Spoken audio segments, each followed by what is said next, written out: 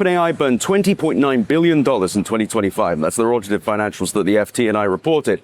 And the problem with these companies is their margins are getting worse, and their costs increase linearly with their revenues. So he's basically saying that costs increase linearly with revenues, right? The two lines are going up together, and the gap never really opens up. Now, for 25 years, every investor has been trained to be patient with this because they say, well, they're losing money now, right? But at scale, their margins will get better, right? Amazon lost money for years. Except with AI, we just keep on waiting, and the margins are getting worse because every new model costs more to run than the last one. And the market is starting to notice it. There is no proof that they can improve their margins. No amount of specialist silicon or supposed Vera Rubins will bring these costs down. And we're at a point now where OpenAI is now potentially pushing their IPO to 2027 because they couldn't get $1 trillion valuation.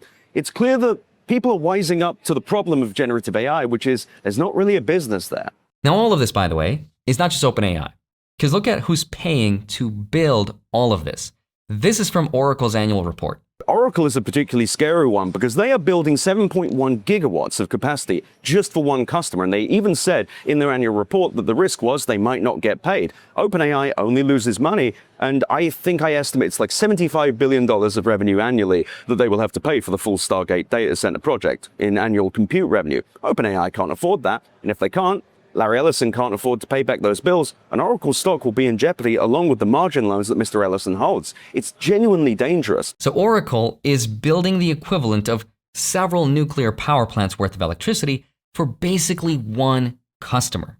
A customer that just lost $20 billion. Here's my favorite one though. NVIDIA sells its chips to a group of smaller cloud companies. They're called neoclouds. Now, those companies borrow billions of dollars to buy NVIDIA's chips, and NVIDIA rents them back.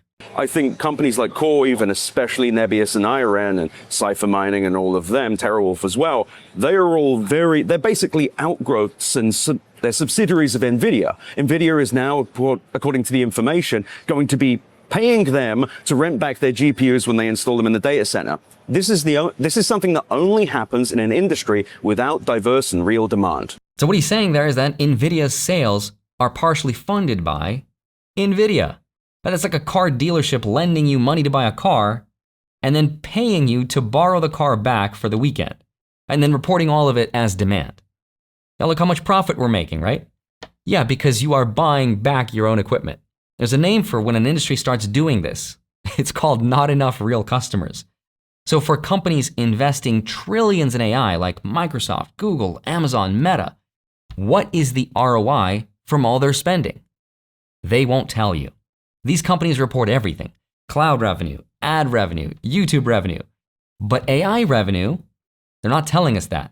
Microsoft, Google, and Meta and Amazon are all doing a funny little, I don't want to call it a scam, but it's a trick where because their other businesses are still growing, but they never disclose their AI revenues, everyone conflates that with AI driving their growth. In reality, their other businesses are growing and AI is losing them money across the board. You'll notice that neither Microsoft or Amazon, who both share their run rate of AI, will share the actual AI revenues. That tells you that these companies are afraid. Public companies love good news. If they had good news, why wouldn't they share it? That's because they've only got bad news here. Now, as of right now, the stock market is still patient and investors are saying, okay, give it time still.